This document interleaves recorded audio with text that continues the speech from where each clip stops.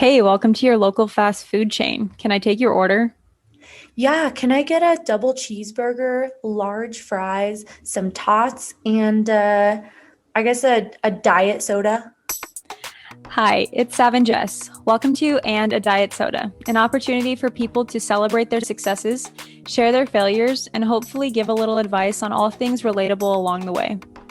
This community is for appreciating the little things and fostering positive mindsets and intuitive thoughts by talking to people, because chances are they've been through it too. Hey, fam. Welcome to our first episode with our first guest of And a Diet Soda. I'm Sav. And I'm Jess. Really quick, I just wanted to say how awesome that intro was. My younger brother Seth did it for us, and it's just so awesome. So shout out to you, Seth. You're great. Keep it up. Okay, so welcome, Avery. We're so excited to have you. So Avery is an Instagram online fitness coach. She created her own brand. She's a certified personal trainer, and we like to think of her as also having a life certification. Something cool is that she also has a scuba certification. And we just wanted to give a really brief introduction about our topic today, which is going to be fitness, meal prepping, and the struggles and successes of starting your own business. So, welcome, Avery. Um, why don't you just give us a little quick introduction if I missed anything, and just a little bit about yourself and how you got into fitness? Cool. Okay. Hi, everybody. Thank you guys so much for having me. I'm so excited to be here. I live in Colorado. I really started my fitness journey, I don't know, kind of when I was like 7, which is actually how I met Sav because I started doing yoga with my mom, and my mom and Sav actually knew each other. So that's how we met. But I kind of got into volleyball in high school. So I stopped going to yoga and started playing volleyball. And, when high school was over, I kind of didn't really know what to do, but I knew that I needed to kind of find something new to stay active. So I kind of just got into fitness because I worked in a gym, and I was what we call like the epitome of gym anxiety girl. I would like hide up in the corner and do donkey kicks and bodyweight exercises, like literally hiding from everybody. I would not touch the weight section. I did hours of cardio, just, all of the things that I feel like a lot of us women start in fitness. And so when I started to really kind of piece together how it would work and how to actually see progress and make a lasting impression on my life, I decided to start coaching because that really is kind of where my passion started. And I kind of wanted to just help people find a way to skip all of the trial and error that I had to go through. And yeah, that's kind of how I got into fitness. Yeah, Jess, I don't even know if you knew this, but I met Avery because her mom and I taught yoga at the same like yoga studios. And her mom is like this incredible yogi. I mean, she's been doing this for years. And so I was like, oh, she's so cool. Like, I love her. Shani, shout out Shani. But then she's like, you have to know my daughter. You have to meet my daughter. I was like, cool. And Oh. so you would think it would sound like kind of weird, just like meeting this person that like someone's mom told you to meet, but it was actually like we just kind of like had a really good flow and like automatically felt like we kind of knew each other. So Really good flow, yoga pens. yeah. Yoga fun. Cool. So why don't you tell us a little bit about starting your business and kind of the obstacles and adversities that you went through with the very saturated online businesses that include fitness online? Yeah, so I've gone down a couple different roads in terms of what I thought that I wanted fitness to look like and what I wanted my business to look like. I got certified before I sold anything because I just felt like I wanted to be qualified before giving people my information. So I actually graduated college a year early, and I took that year off to kind of figure out what I wanted to do. I didn't know if I wanted to go into the business world or if I wanted to go into the fitness world, which is kind of funny because they've meshed really well. Um, but I started by just writing ebooks. So I wrote 2 8-week programs and I just sold them on a website. And that was just like what I thought was going to be the end of my fitness career. I was like, I'll just sell these ebooks like on the side. I'll go get a corporate job, and we'll just, do both. And then I realized when I was just looking for jobs, I was like, this is not what I want to do. I'm not interested in the corporate world. Half my degree is in entrepreneurship. So I knew that I wanted to do something of my own, but I didn't really know it was going to be fitness related. And so last summer, I was like, I'm going to just start a program where anyone can join for $20 a month. Everyone can be a part of it. It's kind of like a one size fits all program. Well, I guess that was 2 summers ago so I started it and then I broke my wrist in a car accident. So I couldn't film any of the content for it. So I had to just kind of put it on hold. And I mean, there are so many workout programs out there. There are people, who have millions of followers, so they have apps, and it's really hard to find something that differs for you in the industry, especially when you're doing something low cost, and it's like one program. So I started doing that and I just didn't love it. I wasn't passionate about it, and I just didn't feel like I could make a lasting impression on people the way that I wanted to. So after I got my cast off, I was like, you know what, I'm just going to scratch this idea. Like, it's just not going to work for me. And at the time I had taken on a couple of one-on-one clients who have very quickly become some of my best friends. They're like some of the best people I've ever met. They really resonate with me. And just being able to see the changes that they've made really was like, I was like, okay, this is where I want to be. This is my passion. So I started doing one-on-one coaching, and honestly, it just like didn't take off the way that I thought it would, which to honestly, like, it makes sense. There are so many coaches out there. There's so much information out there. And, it's hard to really find something that sets you apart. So I just started sharing kind of where I started and having gym anxiety and not knowing how to eat properly or not knowing how much to eat. And I was definitely somebody who tended to undereat. So I kind of started just sharing my story and where I started, and people started just coming to me like, oh my gosh, this is exactly where I am. Like, can you help me? So I've really grown my business since then. It's honestly only been a couple of months, which is really exciting because we're growing really fast. But that's kind of how we've pivoted across the board.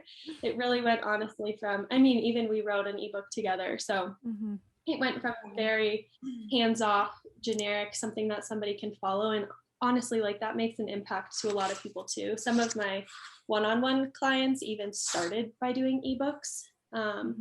But it's really special to be able to work with people face-to-face and just, obviously we're not face-to-face because it's online, but just one-on-one, even though it's face-to-face in a different way, and just be able to impact them specifically on their own. Thank you for giving your little introduction. I feel like so many people relate to you and learn so much from you. And so we're just really excited to get into our main topic here, which is, intuitive eating and nutrition. So as we've kind of explained, you've really learned everything about nutrition yourself, right? You've done a lot of research, and again, with a life experience and life certification, you've gone through it all. Yeah. So I didn't do any sort of, certification specifically for nutrition. A lot of it's covered when you do personal training. And I did take classes, like all of my classes that I chose to do myself in college were like anatomy, human genetics. Like, people would be like, why would you choose classes like that? And I'm like, I would rather do a difficult class that's interesting to me than, do something that's easy, which is so funny because I was like, I don't know if I want to do fitness. And then, like, deep down behind the scenes, I'm like taking all these fitness classes. But yeah, I really just had to figure out nutrition myself. My boyfriend helped me a lot because he knew a lot of stuff before I did. When I started my journey, I wouldn't dare even work out in front of him or ask him for help. I was like so embarrassed, and I just wanted to do it on my own. But he did help me a lot in terms of just figuring out macros and figuring out how to follow a meal plan, and kind of the basics to start. And then when I started doing my personal training, I was just kind of learning a lot about the benefits of food. And I think back to my class in college, I took it freshman year just in my dorm hall, and it was a nutrition course. And it was just, we talked about the basics of like why vitamins are good and what deficiencies look like and why protein is important, and just like the very basic stuff. But I think back to that all the time because it's so sad to see people like, oh, well, I can't eat this because it's not healthy, or I can't eat that because it's not healthy. And I'm like, but if you actually knew the science behind why it's good for you, like you wouldn't feel like that. So I really work with my clients as well to educate them across the board on just like how foods benefit you. And I'm sure both of you guys have seen on my story when I label my food with like what vitamins are in it and what minerals are in it, and the other things that, like, rather than just looking at it and it's a carb, like what other things does it contain for you to understand that it's healthy for you. So a lot of that just came by me looking things up. Like even still sometimes in my story, like I don't know what vitamins and minerals are on an English like in an English muffin off the top of my head, but I get to learn that over time by just sharing that with you guys and like providing a little bit of education. So Yeah, Totally. I love that. I mean, it's so difficult, especially with nutrition and really anything that has to do with health, like dermatology, like all of these little fads that everyone's always so obsessed with, and it's ever changing and it's so hard to keep up with. So I really like how you approach it because you are very like small changes, little things. How is this going to work for you? And I think that's awesome. thank Yeah. you. Yeah. Yeah. And I mean, as somebody with an education in nutrition specifically, there's nothing more frustrating than seeing the fads and diets and misinformation out there. And so to find somebody who just kind of says it how it is, I mean, you recognize that everybody's different. You recognize that, every single person is going to have a different diet. So that's huge. Basically, we just want to know first, like, how did you find that balanced nutrition? And how did you start incorporating like meal prep as far as your day-to-day life goes? Yeah. So honestly, I used to start with, the mindset of like, if it fits your macros, like it doesn't matter if it's a bag of chips, it doesn't matter if it's a protein bar, it doesn't matter if it has chemicals in it. If it fits your macros, it fits your macros.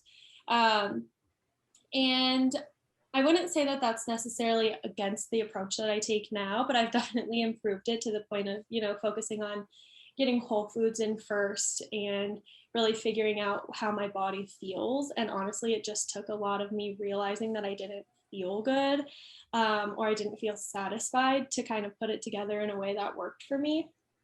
Which is really why, as Jess was saying, how I kind of talk about, what works for you and how to fit it in a sustainable way and making small tweaks to habits. Like the only way that I ever made nutrition work for me was by fitting it into the lifestyle that I already had and the foods that I liked, because otherwise I would have never followed something.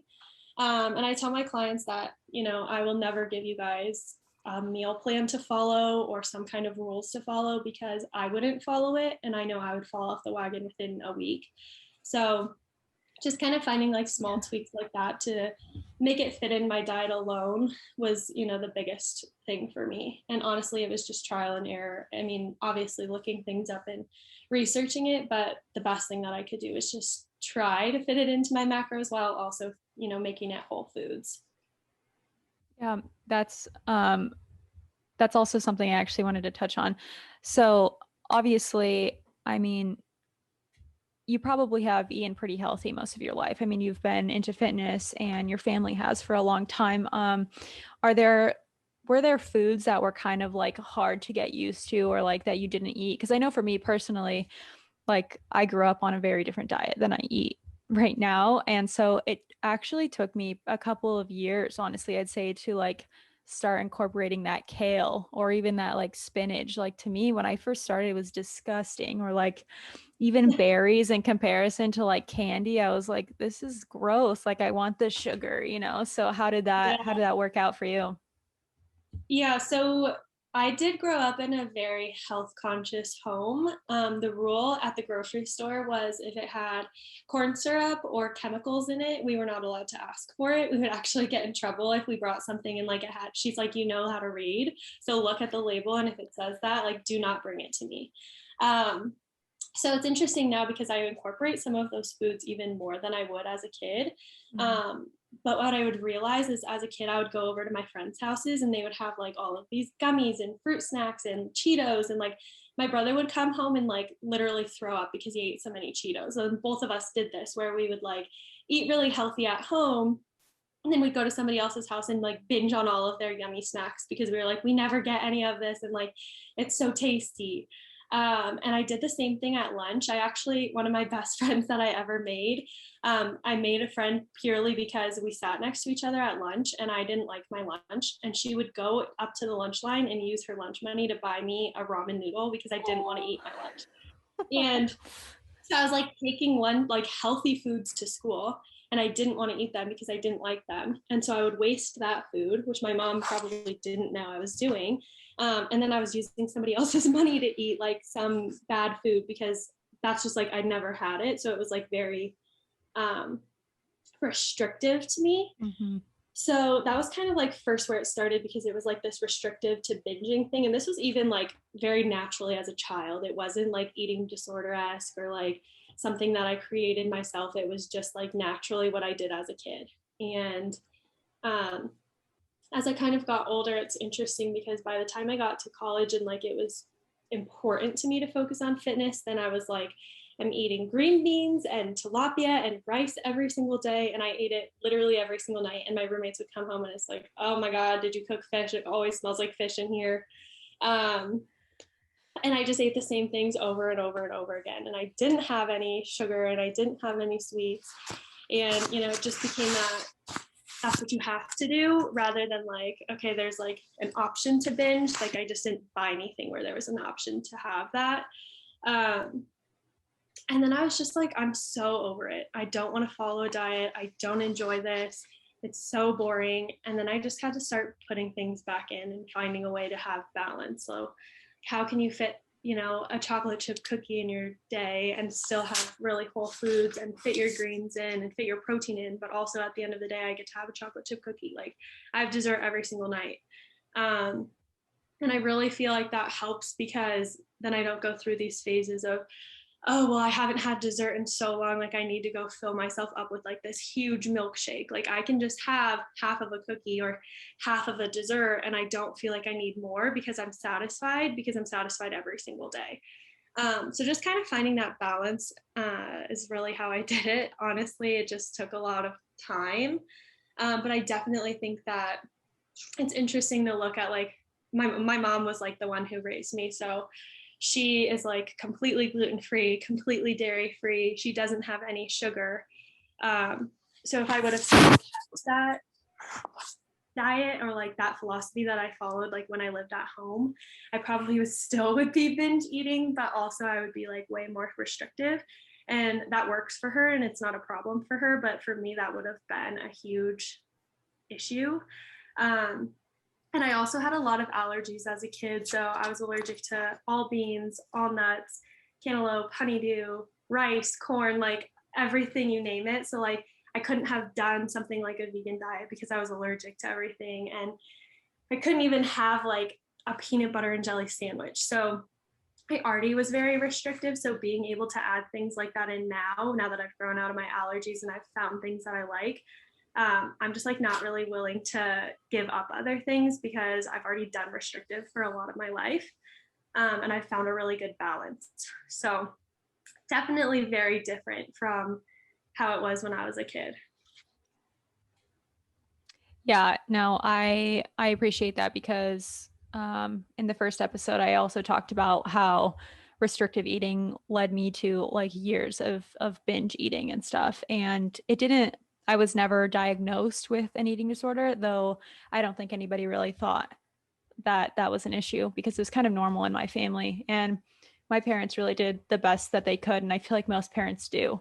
And they try to do their best and feed their kids the best things that they can. And with everything out there, it's just really hard to know what's right. So that's great. This is like the main topic of our whole podcast here is learning that balance and learning how to incorporate that. And so giving your options is something that I feel like is just really going to help people continuously. Yeah. And on that note, I mean, do you have anything like specific or any hints for anyone listening that's like, oh my God, that totally resonates with me? Like, I sit down on the couch and I eat an entire bag of potato chips before I even realize what I'm doing. Like, I'm definitely one of those people. And I guess I try to like get, I don't know, just like slightly healthier things to binge on. Like, I feel like it's not like, because I'm so not one of those people that can like portion out chips or anything like that. That's too much work, first of all, and I'm just going to end up grabbing 3 of my portions anyway. But do you have anything off the top of your head that's like, this has worked for me or my clients in the past? Honestly, I'm like the opposite of you. Like I am somebody who I could eat like 3 Starbursts and then just like leave the whole bag. There's like times where I've had Easter candy from like 2 years ago that I just like never finished eating. I don't know why I'm weird like that. I just sometimes it's just really easy for me to do that. Same thing with chips. Like I can grab a handful, put them away, and I know I won't go back to the cabinet to grab them. So impressed. Thanks. I don't, it's so weird. I don't know where it came from. It's like nothing my family is like, nobody is like that. So I don't know where it came from. But I would say my first tip is like if you are somebody who has a really hard time just managing that binge eating, don't get the snacks that you know you can't control, or like even buy a smaller package. Like the other day, I was at my boyfriend's house and he had those little like Hostess donuts, but instead of like one of those big rolls, they came in rolls of 3. So they weren't like you're not eating a whole roll, you're just eating 3 of them. Which is a lot more manageable. And then when you treat yourself to like one of them, it's not like you feel really that bad because you're just having a treat. It's not like you're eating the whole thing. So I would say something like that is either don't buy it if you can't handle it, or, you know, get a smaller size. The other thing is just like have a place where you know you can put it and just have that self-discipline of like, once I put this away, like I'm not going to get back up and get it. And that honestly just takes a lot of mindset work and a lot of practice, but it will come with time. I do have a client who she just knows that if she goes to the candy bowl at work, she'll just continue to eat candy. So she's messaged me and she's like, you know what, in the last 10 weeks, I haven't even picked up a single piece of candy and I'm so proud of myself. But really what changed that for her was working on her hunger cues and working on her cravings by fixing her macros. Because if you are deficient, like if you're not having enough protein or fats, you usually do crave more unhealthy foods. So if you really are, you know, eating enough and you're eating well, usually you won't crave that as much. And the other thing is usually you'll be full. So it's like you don't really have that much space to fill in like a whole bag of chips because you just ate a really hearty meal. So I would say honestly focus on that, and then focus on your water intake too. So just really more of the nutrition side than like finding ways to not eat those things. And then honestly enjoy yourself. Like when you do have those things, just allow yourself to have them and know that like this is a treat and it's okay to have some in moderation. Just not the whole thing at once. Yeah. Or just reminding yourself how bad you'll feel after, you know. No, that's just like physically, you're like, I sometimes want to like, I'm like, I'll just eat a bowl of ice cream and then I think I'm like, my stomach will literally churn, and the feeling of that alone, not worth it. That's very true. That's very true. Sometimes I feel like a freaking, you know how like dogs, when they have upset stomachs and then you let them outside and they just like eat all the grass. the grass. Yeah. I'll throw up. That's like almost how I am sometimes. And like, I know I don't want to eat it, but I'm like, okay, but it's so good. Yeah. And I just like need to absentmindedly just like keep eating. That's something. Like cut it into small portion, hide the rest. You're like, this one won't make me feel that bad if I have it in small amounts. That's so true. That's a huge concept though, because I mean, I also have allergies. So I feel like maybe for people with allergies, that might be a little bit easier to do, in the sense that I always want ice cream or like a donut or something. Well, not always, but when I do, I know it's just not worth it for me personally, because it leads to a lot of pain, and it lasts honestly at least 3 days. It can last for a week of just trying to process that out of my body, or something with like a lot of sugar, like the rush of sugar to my brain is just, it makes me feel bad. So not in the sense that it's going to weigh on your heart if you have something, but in the sense that if it makes you physically ill or doesn't make you feel like you're thriving, just try to consider maybe it's not as worth it. Is there something else that you could eat that could satisfy that craving, but it's not going to put you in the pain either. Really. I'm just somebody that naturally is very sensitive. My heart is very sensitive. My gut is very sensitive. So like, even if I drink a cup of coffee, like I'm one bouncing off the walls, but I feel like I'm just having an anxiety attack, and I'm like not even an anxious person. So something like easy like that, like I love the taste of coffee. The best way for me to have that is by just getting a decaf and sipping it really slowly, and just knowing like if I'm going to drink this, I need to drink it slow. Otherwise, I'm literally going to feel awful. Little things like that I think help a lot. Just even just being more mindful about consuming it. Same thing with like, even if you are having those snacks, being mindful about how fast you're eating them will help a lot, because then once you get 10 chips in, you're going to be like, okay, I'm kind of over like chewing on these because I've chewed on them for so long and they're not even tasting that good anymore. Totally. No, that's really good advice.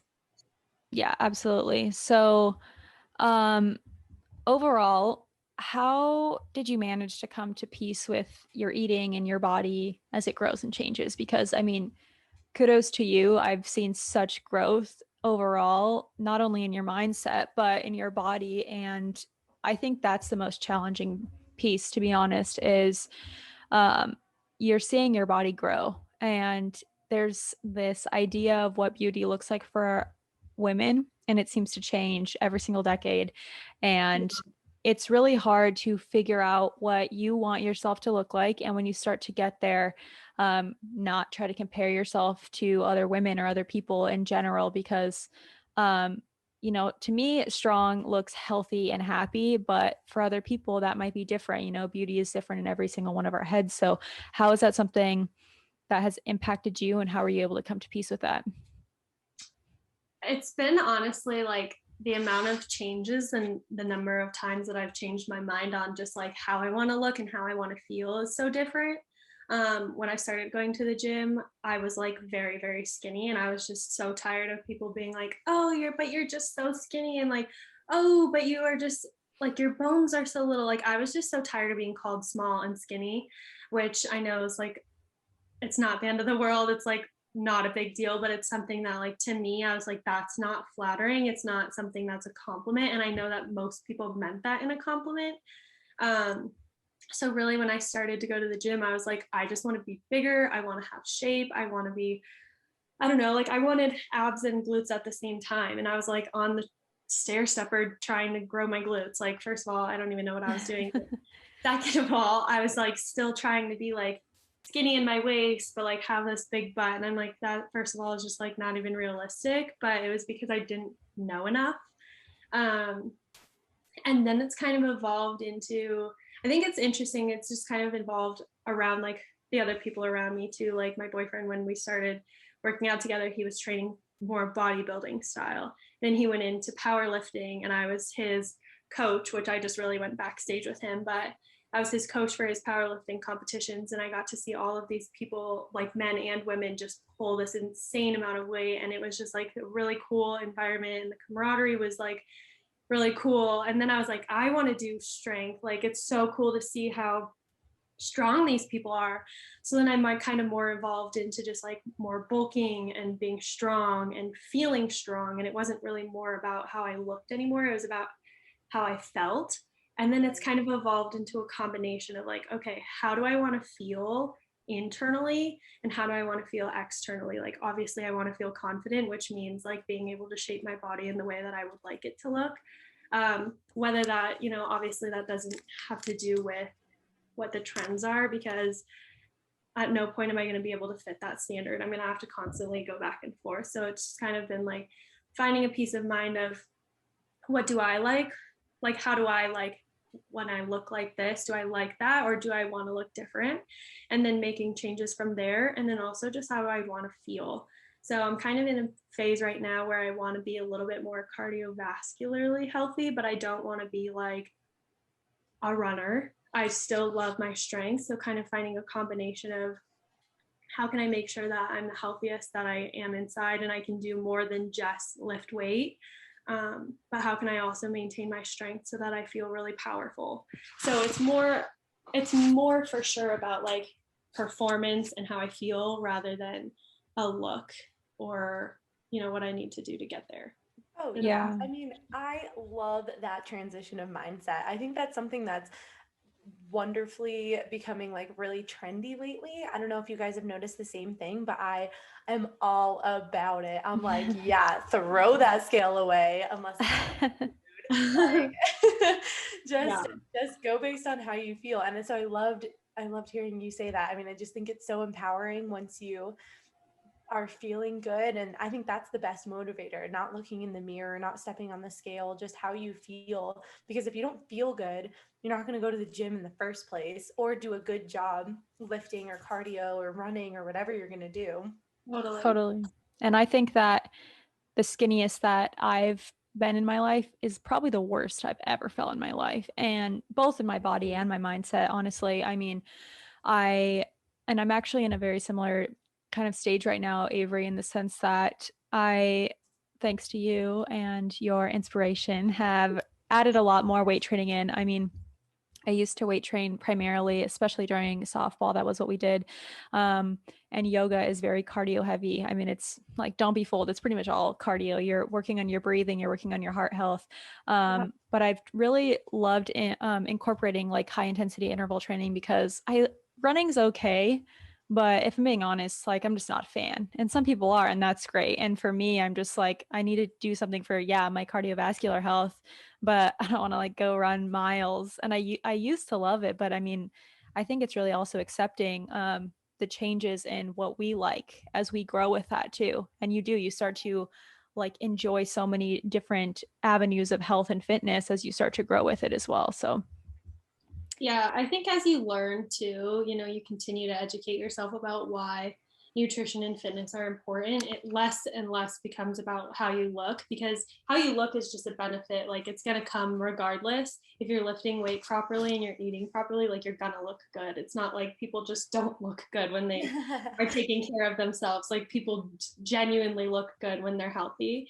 Um, but it's just more about like learning what things actually are good for you and why, and then you're like, oh my gosh, I want to do this purely because I understand why it's so good for me.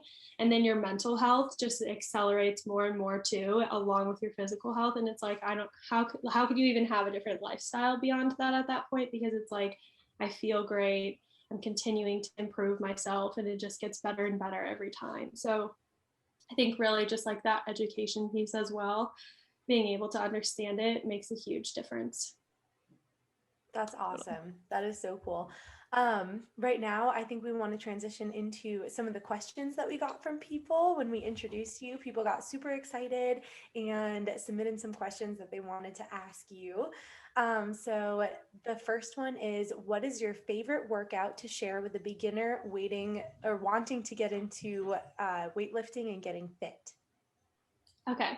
So here's what I want to say to beginners in general. Don't start with movements that are beginner movements. Like just try your best and start with movements that everybody can do, because beginners can also do compound lifts. Something that when I started in the beginning, like I said, I was up there doing donkey kicks and cardio, and I didn't know how to even do a lateral raise. And then when I tried, I had to do, 2.5 pounds. I had to go get a different weight off of a smaller weight rack because I literally couldn't do the lightest weight.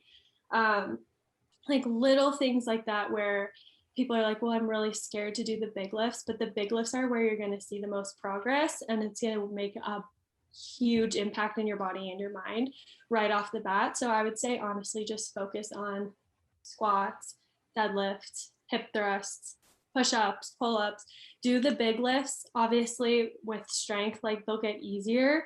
You can always do assisted versions of all of those or lighter weight, but just start where everybody else is. Just do it where you can actually fit it in. So like, I'm not saying you have to hip thrust 315 if the person next to you is hip thrusting 315. Like start with the bar.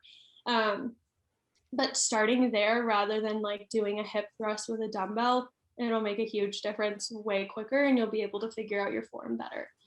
So honestly, I would just say that in general would be my first tip. In terms of exercises, just start with weights. There's tons and tons of general exercises to do. Obviously, I have a specific workout split that works for me, but find something that works for you, whether that's you can commit to 2 days a week, whether you can commit to 7 days a week. Probably don't, so you can have a rest day, but whatever works for your schedule, like make it work for you. And just don't go too hard off the bat. Find something that really is sustainable that you can implement and go from there. Yeah, that's a really good idea. One thing that I also thought about while you were talking was it reminded me like going at a certain time at the gym too, maybe would be good for if you're super intimidated in the weight room. I find that at least at my gym, if I go past like 4 p.m., all like the guys are there. All the grunter guys. Yes, Yeah. I can't stand it. And so maybe going like if it can work with your work schedule, trying to go like closer to the middle of the day or like early afternoon, that might help too. Totally. Yeah. And I don't know exactly if this makes people feel better or worse, but I think that people in the gym aren't paying as much attention as we think that they are. And obviously we can't like ignore the grunter dudes because they very much are making noise. But you know, when you're there, I know that feeling too. Like we've all had that feeling, we've all felt that way in a gym. But if we can just try to work on our mindsets a little bit too, like if your work schedule can't allow you to get to the gym, if you have to go at 5 p.m., you know, just really trying to reflect inwards and also being mindful that this is what you're doing for you and your body, and it's not affecting those people around you. They're doing them and you're doing you. I was going to also add to that, you know, just remember that it's a journey for you. And like, honestly, everybody started somewhere. Like, they don't care what you're doing. You shouldn't care what they're doing. Just focus on yourself. And then also just going in there with a plan can help a lot. If you have gym anxiety, like the best thing that you can do is preview the exercises that you're going to do before you go in and have a list of things that you know what to do. Even if you're on your way to the gym, you can visualize like, okay, I'm starting on this squat rack or like in this area. Then I'm going to move over to the machines over here. And then I'm going to move into the dumbbells. Like being able to visually see what you're going to do beforehand is just like extra practice. And it really eliminates a lot of stress around once I get in there. Because once you do get in there and the big bro guys aren't in there, then you're like, I don't know what to do and I don't know where to go. And there's so many going on. And like, where do I find a place for myself? Mm-hmm. So being able to visualize where your place is going to be and how you can just make, you know, adjustments if the equipment is being used or whatever, super, super helpful. Totally. Love that. Okay, so when you are not in the mood to work out, what do you do? So honestly, I get this question a lot, and all I can really say is, you know, it's not about having the motivation to go. It's about having, first of all, the self-discipline and the understanding of why you're doing it to benefit yourself and knowing that you're going to feel better after you do go. But also, like, it's just a habit. It's ingrained in my day. So I bring my gym bag with me to work. I literally just don't even drive home before going to the gym. Like, it's not even a thought or an option for me. It's just part of my habit to drive straight from work to the gym. And once you're there, like, getting there is the hardest part. Once you're actually there, like, you will get the motivation. There's energy in the gym. You're going to want to be there. You're going to be like, well, I'm already here, so I might as well actually do it. So just having that habit instilled is just the best thing that you can do, because nobody's going to be motivated to go. And especially on the days when you're not motivated to go, if you just like are like, oh, well, I just don't feel like going, like it's always going to be like that. So having a little bit of self-discipline, and then also just finding some way to keep yourself accountable, whether that's a friend or a coach or a reminder on your phone. Like, it can be literally anything. But then also just finding a way to make it fun. Like, the days that I hate my workouts, or if I'm like, I really don't want to go do glutes today, and I know that like glutes is normally something that I find really fun, I pick all my favorite exercises to do. I still create it in a way that's structured to be a good workout. Picking like, you know, really good compound movements, picking some fun isolation movements, maybe some things that I don't normally do. But at least if I know that I'm picking something that I enjoy doing, it's so much easier to go. Yeah, absolutely. And we want to hear from everyone else too on like what because we're here for your accountability. Like, I need that in my life. This so far, Sav and you, Avery, like, I already went to the gym yesterday because I was like, I have to go. And so I think that's like, I think a ton of people have like a bunch of really awesome, unique ways of keeping themselves accountable and keeping themselves motivated to go to the gym. So you guys should definitely tell us in the comments or reach out to us so that we could convey that to other people as well. Try to give some people some good hints because that's super important and definitely the hardest part is actually going. Yeah, totally. Is it's not meant to be like harsh either. Like I literally, when I don't want to do something, I just picture like Shia LaBeouf being like, just do it, like just go. Like as I just literally tell myself that exact same thing. So I'm like, just go. Like you will feel so much better afterwards. And if you don't, which is rare, at least you did And it. So it's always the workouts too where you're like, I didn't want to go, or they're the best workouts. Like literally Totally. every time I end up leaving and I'm like, I had a bomb workout. I feel so good. Like it's next level good. It's not just like a normal workout day. It's like it's so worth it. yeah, totally. Absolutely. So we know that working out is a huge de-stressor for you, but another question from the audience was, what do you do to de-stress yourself during a busy day? Because I know the last time we talked, you were running around like a crazy lady with all your stuff that you had to do, and we were so appreciative that you made the time to talk to us then and now. So just kind of what do you do to stay mindful during the day and keep yourself grounded? Yeah, so I have a few things. I'm just really big on routine. I think that having a routine in general is really, really beneficial for a variety of reasons. But it's huge on just like helping with organization and stress alone. So, I have a morning routine for the most part, obviously, if the dogs will allow it. And I have a night routine as much as I possibly can, even if I have to cut it short or, do it at a different time of the day. Like if I have an early morning call, I will just do my morning routine after that call. But I always make sure to fit in my morning and night routines as a part of my day every single day. And then just getting outside. Like my favorite thing is sunshine. I just like love being outside when it's warm and just like feeling the sun on my skin, which like is so cliche, but it's honestly like, I mean, it's scientifically proven that being outside in the sunshine is good for you, but it's next level. And so just taking the dogs even on a 10-minute loop around the neighborhood or putting on, a podcast or turning on my favorite song. One of my favorite things to do is just like listen to music. It really helps me quiet my mind. Those are some of my favorite ways to de-stress. And then honestly, just taking time to do nothing, which just sounds really weird, but being able to just sit there with your own thoughts and kind of organize them helps a lot, because then once you've thought it all through, you don't have to worry about all of the stressors that, are contributing to all of those thoughts. Totally. I love that you talked about the sun. I actually took a full class on circadian rhythms, which is the daily rhythm that we go through. And it is, I won't even go into the in-depth science because it's a lot for people, but it's amazing. And if you can incorporate even 10, 20 minutes of sunlight into your day, it will have such an immense impact on your life, on your mental health, on how you are able to think and how you're able to sleep as well. So, yeah. Okay. So we are to the speed dating round time.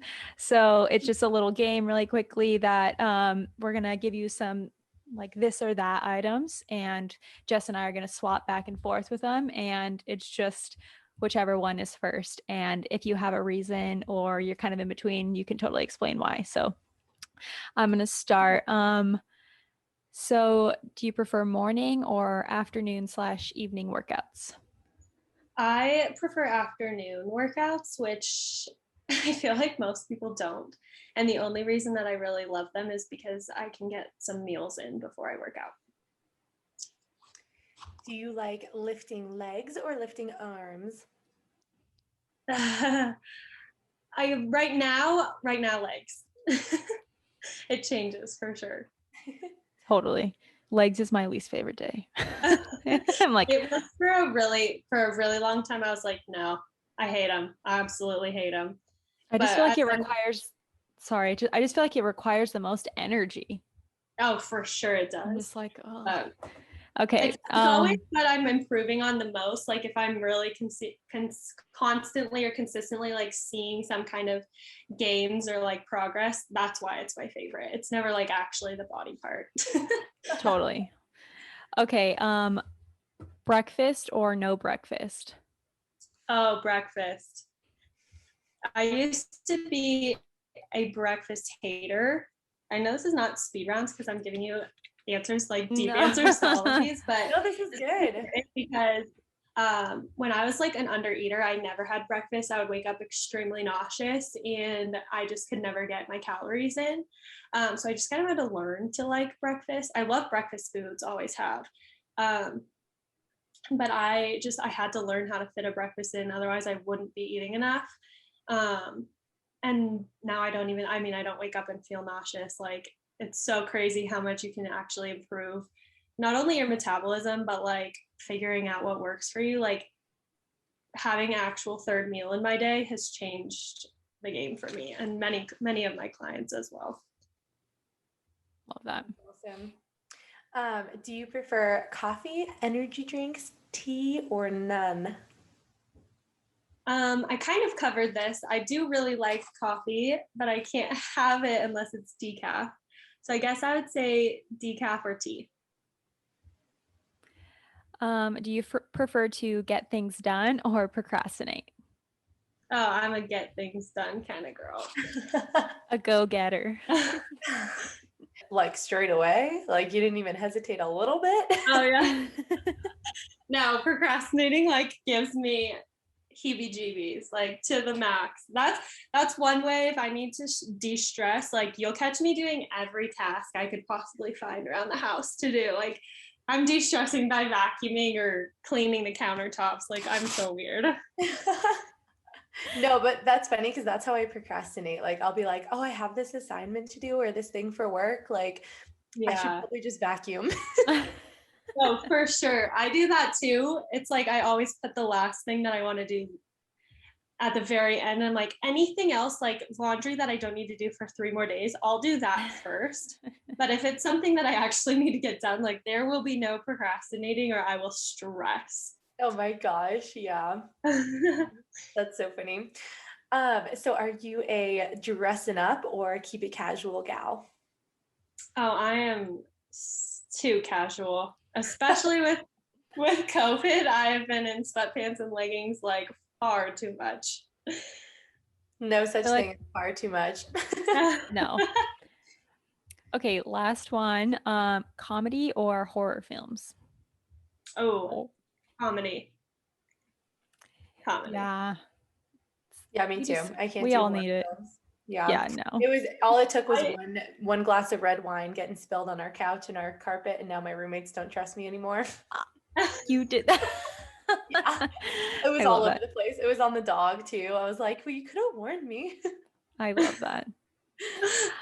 All right. Well, I think we've really covered so much good information that will help so many people. The 3 of us wanted to share a weekly challenge with all of you, kind of in light of the theme with Avery and fitness.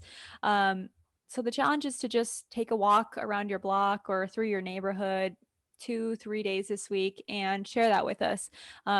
Share the successes with it, share the quote failures. We're here together. This is a community for recognizing that we have similarities and that we're not perfect, and we're just here to ultimately try to push each other and learn from each other. So Avery, we just wanted to give you a big warm thank you and so much love to you. I feel like it's just going to help so many people to hear from you, and we can't wait to see more from you as well. Well, thank you. I'm so glad to be a part of this. So I had so much fun and I'm so grateful to be a part of this. So thanks. All right. Thanks, guys. See you next week. Thanks for listening. We hope you were able to give yourself a little love today. You deserve it. Be sure to subscribe to this podcast and check us out on social media for weekly conversations and attainable challenges for your health.